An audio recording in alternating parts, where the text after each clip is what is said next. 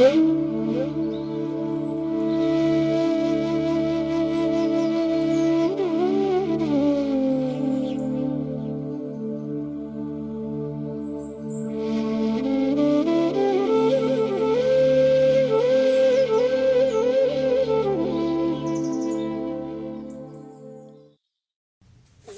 स्थापकाय च धर्मस्य सर्वधर्मस्वरूपिणे अवतार वरिष्ठाय रामकृष्णाय ते नमः। योगानंद प्रेमानंदश्चान्निवय्य च पार्षदा रामकृष्णगत प्राणं सर्वांस्तं प्रणमाम्यहम। नमस्कार। শ্রী শ্রী ঠাকুর, শ্রী শ্রী মা এবং স্বামীজি মহারাজের রাতুল চরণে ভুলুণ্ঠিত প্রণাম জানাই। আজ একটি বিশেষ পবিত্র দিন, পুণ্য দিন, মাঘী পূর্ণিমা। তাই এই মাঘী পূর্ণিমার পুণ্য লগ্নে আমরা লাটু মহারাজের চরণে, ভারত সেবাশ্রম সংঘের প্রাণপুরুষ আচার্য স্বামী প্রণবানন্দজি মহারাজের চরণে এবং শ্রী রামকৃষ্ণদেবের অন্যতম গৃহী পার্ষদ শ্রী নবগোপাল ঘোষের চরণে ভুলুণ্ঠিত প্রণাম জানাই। আর কিছুক্ষণ পরেই আমাদের রামকৃষ্ণ মিশন গৌহাটিতে, যেটি উলুবাড়ি শাখা, সেখানে বিকাল 3টে থেকে অল ইন্ডিয়া সারদা সংঘের সম্মেলন হবে। সেই সম্মেলনে আমাদের ভগবানের কৃপায় সৌভাগ্য একটু ঈশ্বরীয় কথা স্মরণ মনন করার। যারা আসামে বা গৌহাটি অঞ্চলে আছেন তারা আসতে পারেন এই অল ইন্ডিয়া সারদা সংঘের অনুষ্ঠানে। আজকের দিনটির তাৎপর্য আমাদের কাছে একটা বিশেষ বার্তা বহন করে নিয়ে আসে। আপনারা সকলেই জানেন যে লাটু মহারাজের পূর্ণ আবির্ভাব তিথি এবং হাওড়া নবগোপাল ঘোষের বাড়িতে স্বামীজির পাগড়ি দর্শনের আজ পুণ্য দিন। এবং অন্যদিক থেকে ভারত সেবাশ্রম সংঘের প্রাণপুরুষ আচার্য স্বামী প্রণবানন্দজি মহারাজের পূর্ণ আবির্ভাব তিথি এবং মহা তপস্যার রূপান্তরের দিন। আপনাদের এই সূত্রে জানিয়ে রাখা যে আমরা প্রায় 1024তম দিনে প্রবেশ করছি। আগামীকাল 1025তম পর্ব। তারপর আমাদের এই সৎকথায় প্রতিদিনের মননের কয়েকদিনের বিরতি থাকবে। আমরা নির্দিষ্ট দিনে আবারও আপনাদের কাছে নতুন রূপে আত্মপ্রকাশ করার চেষ্টা করব। আত্মপ্রকাশ মানে ভগবানের কথা নিয়েই আমরা আবার আসবো স্মরণ মনন করার জন্য। তবে একটু মানসিক প্রস্তুতি আপনাদেরও রাখতে হবে, আমাদেরও রাখতে হবে, কারণ এটি আপনাদেরও যেমন নেশা, আমারও তেমনি নেশা। ভগবানের নেশা অবশ্যই সৎ, সেই নেশা থেকে বঞ্চিত হওয়া উচিত নয়, কিন্তু নানান রকমের পারিপার্শ্বিকতায় আমরা এটি নিত্যদিন না করে সপ্তাহে 4 দিন করার চেষ্টা করব, এরকমই একটা ভাবনা চিন্তা আছে। সুতরাং সেটিকে মাথায় রেখেই আমরা আজকে স্মরণ করছি লাটু মহারাজের পবিত্র পুণ্য জীবন কথা। এবং সেই সঙ্গে এটিও আমরা স্মরণ করে নিই যে 1898 সালে এই মাঘী পূর্ণিমার দিনই স্বামীজি ঠাকুরের পার্শ্বদের সঙ্গে নিয়ে 3টি ডিঙি নৌকো করে আলমবাজার মঠ থেকে হাওড়ার রামকৃষ্ণপুর ঘাটে অবতরণ করেন এবং সেখান থেকে খালি পায়ে খোল করতাল সহযোগে সংকীর্তন করতে করতে হাওড়ার রামকৃষ্ণপুরে অবস্থিত নবগোপাল ঘোষের বাসভবন, যেটি লালবাড়ি নামে বিখ্যাত, সেখানে পৌঁছেছিলেন এবং ঠাকুরের পোর্সেলিনের সেই প্রতিকৃতিকে নিজে হাতে পূজা করে প্রতিষ্ঠা করে রচনা করেছিলেন সেই প্রণাম মন্ত্র, যা যুগে যুগে সারা পৃথিবীতে প্রতি মুহূর্তে উচ্চারিত হয়ে চলেছে। সাধু, সন্ন্যাসী, সন্ন্যাসিনী, গৃহী সকলেই এই প্রণাম মন্ত্র একযোগে আমরা স্মরণ করি সর্বত্র। এবং নবগোপাল ঘোষের এই বাড়ি সেই জন্য যেন পূর্ণ একটি তীর্থময় স্থান। আমাদের ভাবতে হয়, গায়ে কাঁটা লাগে যে একজন গৃহস্থ বাড়িতে ঠাকুর পূজিত হচ্ছেন শুধু নয়, ঠাকুরের প্রণাম মন্ত্র রচিত হচ্ছে একজন গৃহস্থের আঙিনায়। এবং সেখানে স্বামী বিবেকানন্দ আচার্য নরকেশরী তিনি কিন্তু এইটি রচনা করছেন। ওং স্থাপকায় চ ধর্মস্য সর্বধর্মস্বরূপিণে অবতার বরিষ্ঠায় রামকৃষ্ণায় তে নমঃ। সেই ঘটনাকে স্মরণ করে আপনারা ইতিমধ্যেই জানেন যে রামকৃষ্ণপুর ঘাটে নির্মিত হয়েছে স্বামীজি স্মারক তরুণদ্বার। গত 18ই ফেব্রুয়ারি 2025 পরম পূজ্যপাত শ্রীমৎ স্বামী গৌতমানন্দজি মহারাজ, যিনি রামকৃষ্ণ মঠ এবং মিশনের সংঘাধ্যক্ষ মহারাজ, তিনি এসে উদ্বোধন করেছিলেন এই স্মারক তোরণের। এবং আজও অগণিত ভক্ত সকাল থেকে আসবেন এই লালবাড়িতে। নবগোপাল ঘোষের অনবদ্য জীবন এবং তার উত্তরাধিকারীরা রয়েছেন প্রপৌত্র শ্রী সঞ্জয় ঘোষ এবং সুব্রত ঘোষ মহাশয়। এরা গুণী মানুষ, জ্ঞানী মানুষ এবং সেই পরম্পরাকে আজও বহন করে নিয়ে চলেছেন। সুতরাং নবগোপাল ঘোষ যেন আমাদের হাওড়ার মানুষের কাছে একটা আলোকবর্তিকা। তার বাড়ি যেন একটা দীপশিখা, যেখানে মানুষ গেলে শান্তি পায়। এবং ঠাকুরের এই প্রণাম মন্ত্র রচনার মধ্যে দিয়ে যেন স্বামীজি আমাদের কাছে এই বার্তাই দিয়ে যাচ্ছেন যে ভগবানকে পাওয়ার জন্য শুধুমাত্র সন্ন্যাসী নয়, গৃহীরাও যদি চান কায় মনোবাক্যে মন মুখ এক করে স্মরণ মনন করেন, তাহলে ঠাকুর গৃহীর আলোয়েও প্রতিষ্ঠিত হন। শুধু নন, জগতের মধ্যে তিনি তার এই প্রণাম মন্ত্র যে চিরকালীন হয়ে থাকবে, যতদিন কাল অনুরণিত হবে ততদিন ইতিহাস সাক্ষী দেবে যে ঠাকুরের প্রণাম মন্ত্র রচিত হয়েছে হাওড়ার রামকৃষ্ণপুরের নবগোপাল ঘোষের বাড়ি তথা লালবাড়িতে।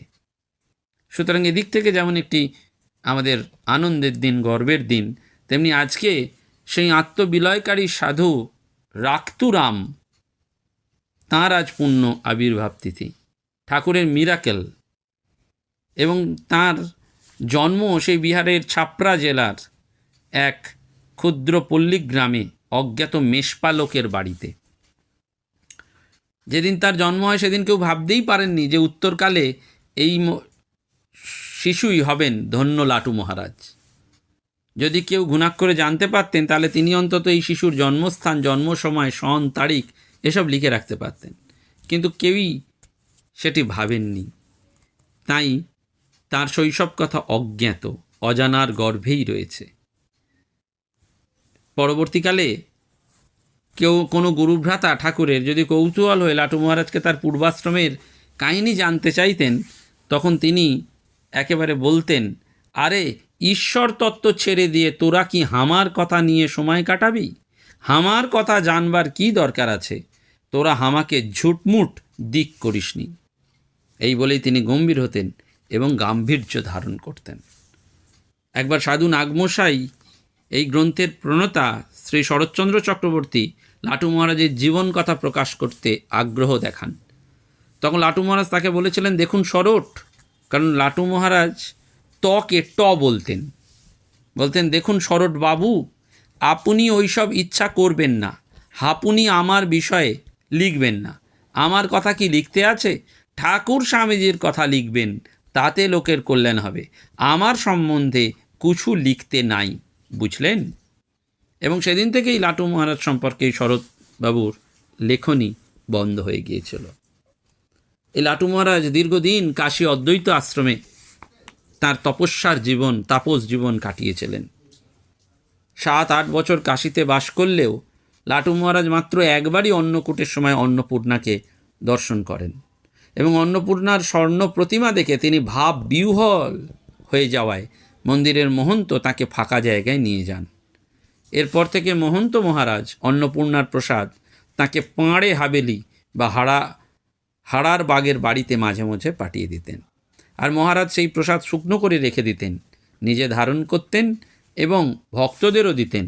অন্নপূর্ণার প্রসাদ ধারণ করলে জীবের নিত্য ঐশ্বর্য হয়, এ কথা বলতেন। একদিন রাজা মহারাজের এক গৃহী শিষ্য লাটু মহারাজকে মুক্ত পুরুষ বলেন। তাতে তিনি ব্যঙ্গোক্তি করে বলেন, আরে মুক্তি তো তাঁর ঠাকুরের হাতে, তাঁর ইচ্ছা না হলে এখানকার আসা যাওয়া ঘুচায় কে? তাই তো ভগবানের কাছে এই প্রার্থনা করি যেন জন্মে জন্মে তাঁর মতন গুরুদেব আর লোরেন ভাইয়ের স্বামী বিবেকানন্দের মতন গুরু ভাই পাই, নইলে দেহ ধারণ বিড়ম্বনম। কাশীতে থাকার সময় তিনি বহু ভক্তকে সাধন ভজন করতে উৎসাহ দিয়েছেন, এমনকি মধ্যরাত্রে জাগিয়ে ধ্যানে বসতে বলেছেন। একবার এক ভক্ত মহারাজের সেবকের ওপর রাগ করে উদ্বোধনে শরৎ মহারাজের কাছে চলে যান। শরৎ মহারাজ বুঝিয়ে তাকে ফেরত পাঠালে লাটু মহারাজ তাকে একটা গল্প শোনান। বলেন, দেখো, একজন লোক সংসারের ভারে কাতর হয়ে সংসার ছেড়ে একদিন বেরিয়ে পড়ল। পথে একজন সন্ন্যাসীকে দেখে বললে, হামনে আপনার চেলা হবে, হামাকে চেলা করে নিবেন? সন্ন্যাসী তাকে বললে, দেখ বেটা, चेला को बहुत काम, चेला लोग को पानी उठाने पड़ेगा, लकड़ी फार चिरने पड़ेगा, बर्तन मूलने पड़ेगा और रात जाग कर तपस्या भी करने पड़ेगा। क्यों इतना काम सीखोगे? तब हम लोग को চেলা बन जाओ। তখন সেই লোকটি ভেবে দেখল যে চেলা হয়ে তাকে যত কাজ করতে হবে সংসারে থেকেও তাকে কত কাজ করতে হবে না, তাই সে সংসারেই ফিরে গেল। 1916 সালে বাবুরাম মহারাজ কাশীতে এসে লাটু মহারাজের সঙ্গে দেখা করতে যান। সেই সময় সঙ্গে ছিলেন স্বামী বিশুদ্ধানন্দজি, স্বামী শান্তানন্দ, স্বামী মাধবানন্দজি মহারাজ। চাদর মুড়ি দিয়ে শোয়া লাটু মহারাজকে দেখেই বাবুরাম মহারাজ বললেন, আরে পরমাত্মা উঠো উঠো। লাটু মহারাজ সেইভাবেই বললেন, কাহে দিক করতে হো, কাল রাত में बिल्कुल नहीं नींद नहीं हुई। बाबूराम महाराज बोलें, अरे जी उठो उठो, हम लोग जानते हैं तुम ध्यान करते हो। लाटू महाराज उठे बसले, परस्पर कुशल प्रश्नादि हलो। घरे गিয়ে তারা দুজনে খাটে বসলেন, বাকিরা মেঝেতে। বাবুরাম মহারাজ তখন বললেন, আচ্ছা ঠাকুর আমাদের কেমন ভালোবাসতেন বলো দেখি। লাটু মহারাজ উত্তর দিলেন, আরে ও কহেন কি বাত নেই। ভাগবত শুনে আমরা বৃন্দাবনের গোপ গোপীদের ভালোবাসাই বুঝতে পারি, কিন্তু তিনি তাদের কীরকম ভালোবাসতেন তা কী করে আমরা বুঝব? বই পড়ে শুনে তার ভালোবাসার আভাসও পাওয়া যায় না। লোহা জানেও না কেমন করে চুম্বক তাকে টানে। বাবুরাম মহারাজ অন্যদের বললেন, দেখ একবার তোরা, এমন ব্যাখ্যা কোথাও শুনেছিস? বেশ খতিয়ে নে ঠাকুর যা বলেছিলেন। এরপরেই প্রশ্ন করলেন, ইত্থম ভূত গুণ হরি, এই শ্লোকটার মানে কি? জ্ঞানীকে কি করে ভক্তি অভিভূত করে? লাটু মহারাজ বললেন, জ্ঞানী না হলে ভগবান যে এক ভক্তির কথা বলছেন তা হবে কি করে? দ্বৈত গায়ন থাকতে এক ভক্তি হয় না। এইরকম নানান সৎকথা আলোচনা করার পর লাটু মহারাজ বিদায় নিলেন। ভাড়া নিয়ে ঝঞ্ঝাট হওয়ায় লাটু মহারাজ 1918 সালে পাঁড়ে হাবেলির বাড়ি ছেড়ে 96 নম্বর হাড়ারবাগের বাড়িতে চলে আসেন। এই সময় তিনি যেন মানুষের অন্তর স্পষ্ট দেখতে পেতেন এবং তার করুণা আর উদারতা যেন উপচে পড়ত। তার সেবার জন্য সেখানে পশুপতি মহারাজ, চারু মহারাজ, সুরেশ সাহা, মহেন্দ্রবাবু এরা থাকতেন। বিমল নামে একটা বালক আসত, সে বলতো পূর্বজন্মে সে ছিল রামচন্দ্রের বানর সেনাভুক্ত। একবার লাটু মহারাজের বিছানার নিচে রাখা 500 টাকা চুরি হয়। থানায় খবর দিতে বলায় বলেছিলেন, তোমাদের কি বাপের টাকা চুরি গিয়েছে যে পুলিশকে খবর দিতে চাচ্ছ? তার সঙ্গীরা কেউ অসৎ কাজ বা চিন্তা করলে তিনি টের পেতেন এবং বিড়বিড় করে বকতেন। কেউ কুস্বপ্ন দেখলে তাকে জাগিয়ে বলতেন, পবিত্র হও, পবিত্র হও, পবিত্র হও। পবিত্র না হলে ভগবানকে বুঝতে পারবে না। এই বাড়িতেই কথাশিল্পী শরৎচন্দ্র চট্টোপাধ্যায় লাটু মহারাজকে দর্শন করেন এবং শ্রীরামকৃষ্ণের সঙ্গে তার মুখশ্রীর সাদৃশ্য লক্ষ্য করে তিনি অত্যন্ত বিস্মিত হয়েছিলেন। একবার এক ভক্ত লাটু মহারাজকে জিজ্ঞাসা করেছিলেন যে কেমন করে অহংকার যাবে মহারাজ। কারণ মহারাজ একবার অন্য একদিন এক ভক্তকে বলেছিলেন লাটু মহারাজ যে দেখো, অহংকার না গেলে কাম কামনা যায় না, আগে বিচার দিয়ে অহংকারকে মুছড়ে ফেলো, তাহলেই সব গণ্ডগোল মিটে যাবে। তখন সেই ভক্ত প্রশ্ন করছেন যে কেমন করে অহংকার যাবে মহারাজ? লাটু মহারাজ বললেন, আমি বড় এ ভাব থেকেই তো অহং জেগে ওঠে। সেই আমিটাকে ছোট করে দেখতে থাকো। বড় মনে হলেই ভাববে, আরে আমার চেয়ে কত বড় বড় লোক রয়েছে, আমি তো সামান্য লোক, আমার কি ক্ষমতা? সংসারে আমি তো নিজের জোরে আসেনি, ভগবান তো দয়া করে আমার এখানে এনেছেন। সংসারে তো তিনিই লাগিয়েছেন, তার সংসারে আমি খাটছি। আমার মতন পরাধীনের তো অহংকার সাজে না। এমনি করে বিচার করলে তবে অহং চলে যায় জানো। এইভাবে তিনি ভক্তদের বারবার উপদেশ দিতেন, সাধন জীবনে ওইসব প্রতিপালন করতে বলতেন এবং নাম জপের দ্বারা তিনি কাম কামনাগুলোকে সংযত করতে বলতেন। একদিন ব্রহ্মচারী লাটুকে ঠাকুর জিজ্ঞাসা করলেন, তুই কি ভাবিস বলতো? সেদিন তিনি রাখাল মহারাজকে ওই কথা জিজ্ঞাসা করেছিলেন। রাখাল মহারাজ আপনার কথা বলতে বলতে উত্তরকালে তাপস লাটুর সম্পর্কে এই প্রসঙ্গটি বলেছিলেন যে ঠাকুরের সেই কথা শুনে লাটু প্রথমে চুপ করেছিল। শেষে ঠাকুর যখন তাকে পুনরায় সেই প্রশ্ন করলেন, তখন লাটু ঠাকুরকে জানিয়ে দিল যে সে শুধু ভগবানের নাম করে যায়। লাটুর কথায় তিনি বলেন, ওরে শুধু নাম করলে কি হবে রে, নামের সঙ্গে নামীর ধ্যান ধারণা করবি। এবং পরবর্তীকালে আমরা দেখতে পাই যে লাটু মহারাজ এই ধ্যান ধারণা অভ্যাস করেছিলেন। বারবার এই ধ্যান ধারণা অভ্যেস করেছেন। সেজন্য একজন ভক্ত যখন জিজ্ঞাসা করলেন যে মহারাজ, ভিক্ষার অন্নকে ঠাকুর পবিত্র বলতেন কেন? যে খেটে খায় আর যে ভিক্ষা করে খায় তাদের মধ্যে কে শুদ্ধতর অন্ন গ্রহণ করে বলুন না মহারাজ। লাটু মহারাজ বলেন, আরে যে খেটে খায় সে যদি কারুর দাসত্ব না করে তাহলে সেই অন্ন খুবই শুদ্ধ। তারপর ভিক্ষার অন্ন শুদ্ধ জানবে। চাকুরির চেয়ে ভিক্ষা করে খাওয়া ভালো, কেননা চাকুরি করলে পরের ইচ্ছায় কাজ করতে হয়, ভিক্ষা করলে নিজের স্বাধীনতা থাকে। স্বাধীন পেশা সবসে আচ্ছা, ভিক্ষা করলে নিজের স্বাধীনতা থাকে। এটি বারবার বলছেন লাটু মহারাজ। ওই যে ঠাকুর বলছেন না কথামৃতে, যে তিনজনের দাস, মেঘের দাস, মনিবের দাস, টাকার দাস। সত্যি সত্যি আমরা যারা বিশেষ করে এই চাকরি করি, সে সরকারি হোক বা প্রাইভেটই হোক, নিজস্ব কোনো স্বতন্ত্র ইচ্ছাই নেই। কত জায়গায় ভগবানের কথা বলার জন্য ইচ্ছা হয়, আহ্বান আসে, কিন্তু এই চাকরির কারণে যেতে পারি না। দেখুন শাস্ত্রের সাথে সাধুদের সাথে মেলান, বলছেন লাটু মহারাজের মতন মানুষ, স্বাধীন পেশা সবসে আচ্ছা। কারণ কি না, চাকুরি করলে পরের ইচ্ছায় কাজ করতে হয়, ভিক্ষা করলে নিজের স্বাধীনতা থাকে। ভিক্ষার অন্ন শুদ্ধ কেন জানো? এক দফা যে ভিক্ষা দেয় তার তো পুণ্য হয়, আর এক দফা যে ভিক্ষা নেয় সে তো নিজের মান, অপমান, লোকলজ্জা সব ত্যাগ করার শিক্ষা পায়। তাই তো তিনি মাধুকুরীর অন্নকে সাধন ভজনের সহায় বলেছেন। এই কথা শুনেই সেই ভক্ত বললেন, মহারাজ মাধুকরী আর ভিক্ষা কি এক কথা? লাটু মহারাজ সঙ্গে সঙ্গে বললেন, মাধুকরী কি জানো? মৌমাছি যেমন ফুলে ফুলে বসে একটু একটু করে মধু খেয়ে পেট ভরায়, ঠিক তেমনি সাধু বাড়ি বাড়ি গিয়ে এক এক মুঠো অন্ন সংগ্রহ করে শরীর ধারণ করে। লোকে নানান কামনা করে সাধুকে ভিক্ষা দেয়, জানো তো? যে যেমন দেয় তার সঙ্গে ততখানি কামনা মিশানো থাকে। সাধু এজন্য কারুর কাছ থেকে এক মুঠোর বেশি নেয় না। এক মুঠো দেবে, তাতে আর কত কামনা করবে? যেটুকু কামনাতে সাধন ভজনের ক্ষতি হয় না, এইভাবে বলছেন। এবং সেই জন্য বলছেন লাটু মহারাজ যে মাধুকরী তো সাধন অঙ্গ, সেটা সাধনার থেকে আলাদা নয়। ভিক্ষার সময় কত লোক ছোট বড় কথা বলবে, যাতে সাধু হয়তো মেন মেজাজ ঠিক রাখতে পারবে না, রাগ প্রকাশ করবে, কিন্তু না, ভিক্ষা করা যে একটা শিক্ষা সেটা সে জানতে পারবে। এবং ভিক্ষার মধ্যেই ঈশ্বর নির্ভরতা, এই ঈশ্বর নির্ভরতাটাই তো আসল।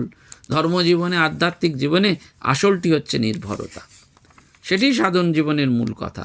সেজন্য লাটু মহারাজ এটি বারবার এই ভিক্ষার কথা বলছেন এবং শুদ্ধ স্বাধীনতার কথা বলছেন। এবং লাটু মহারাজের সেই কথা আপনারা প্রত্যেকেই জানেন, জাগে যোগে জেগে থাকবি, ঘুমের কালে তার নাম করবি, কাজের মধ্যে হরদম তাকে ধরবি। এই যে কথা, এই আমাদের বারবার মনে রাখতে হয়। এবং সেই ঠাকুরের জীবন কথাই যেন তিনি আমাদের বারবার মনে করিয়ে দিচ্ছেন। বলছেন যে লাটু মহারাজের জীবনের শিক্ষার মূল মন্ত্র হচ্ছে চারটি। জাগে যোগে জেগে থাকবে, অর্থাৎ সর্বদা তার দিকে মন ফেলে রাখা। ঘুমের কালে তাকে ডাকবি, অর্থাৎ রাত্রে নির্জনে ডাকা, অথবা মনে তামস ভাব এলেই তাকে ডাকা। তৃতীয়, কাজের মাঝে তাকে ধরবি, অর্থাৎ কোনো কাজে নিজের অহংকার যেন না বাড়ে। আর হরদম তার সেবা করবি, অর্থাৎ বৃথা আলস্যে দিন কাটানো নয়, সদা সর্বদা কাজ নিয়ে থাকা। এই যে গীতায় প্রণিপাত, পরিপ্রশ্ন এবং সেবার পথে ঠাকুর তাকে শিক্ষা দিয়েছিলেন, লাটু মহারাজের জীবনই তাই। এবং বস্তুর সেবা, বস্তুর বিচার নয়। সেজন্য জনৈক ভক্ত যখন বলছেন সংসারে থাকতে গেলে তো টাকা টাকা চাই, টাকা পয়সা ছাড়া সংসার চলে না, তখন লাটু মহারাজ বলছেন, হ্যাঁ জানি বই কি, তবে যেমন চাইবে তেমন পাবে তো। সাধন ভজন চাইতে গেলে অন্য কিছু চাইতে পারবে না। উনি বলতেন, তার কাছে যা চাইবে সব পাবে, বাকি তাকে চাইলে সব পাওয়ার শেষ হয়ে যাবে। আমরা যেন আজকের দিনে তাকে চাই, কারণ ভোগ থাকলেই যোগ কমে যায়, আর ভোগ থাকলেই জ্বালা বাড়ে। নমস্কার, ধন্যবাদ। প্রাণারাম প্রাণারাম প্রাণারাম প্রাণারাম প্রাণারাম প্রাণারাম। কি যেন লুকানো নামে তার